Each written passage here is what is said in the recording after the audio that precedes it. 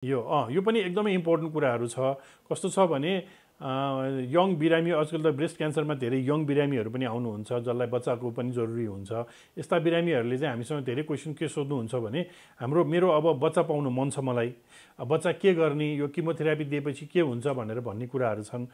यसमा चाहिँ हाम्रो दुई तीनवटा कुरा छ। एउटा चाहिँ के भने केही गरी चाहिँ किमोथेरापी दिनुपर्ने हो भने चाहिँ 2-3 वर्ष एटलिस्ट 2 इयर्स चाहिँ हामीले बच्चा नपाउनु भनेर हामी भन्छौँ। किनभने किमोथेरापी दिएको बिरामीले 2 वर्षभन्दा अगाडि कन्सिभ भयो भने त्यो बच्चामा खराबी हुनसक्छ, एउटा कुरा। र अर्को चाहिँ बच्चा पेटमा हुँदै किमोथेरापी दिनु पर्यो भने त्यो चाहिँ एबोर्सन गरेर मात्रै गर्न मिल्छ, नभए बच्चालाई त्यसले हानि हुनसक्छ।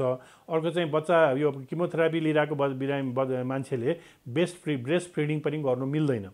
तर अब त्यो भन्दा अगाडि चाहिँ हामीले के गर्छौँ, त्यस्तो खालको बिरामीहरू जसले चाहिँ यो के भन्छ यो किमोथेरापी लिने बिरामीहरूले चाहिँ के गर्छौँ भने हामीले पहिले नै त्यस्ता बिरामीहरूको चाहिँ ओभरीबाट चाहिँ हाम्रो जुन एग्सहरूलाई चाहिँ प्रिजर्भेसनको लागि उहाँहरूलाई हामीले सुझाउँछौँ र उहाँहरूले चाहिँ पहिले नै आफ्नो एगलाई चाहिँ प्रिजर्भ गरेर राख्नुहुन्छ।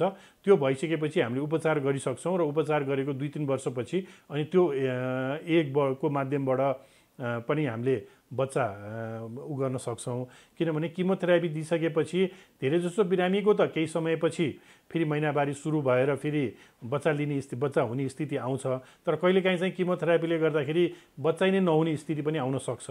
त्यसैले गर्दाखेरि बच्चा पाउन जरुरी छ भने चाहिँ सबभन्दा राम्रो चाहिँ एउटा एग फ्रोज गरेर अनि पछि किमो गरिसकेपछि बच्चा पाउन सकिन्छ।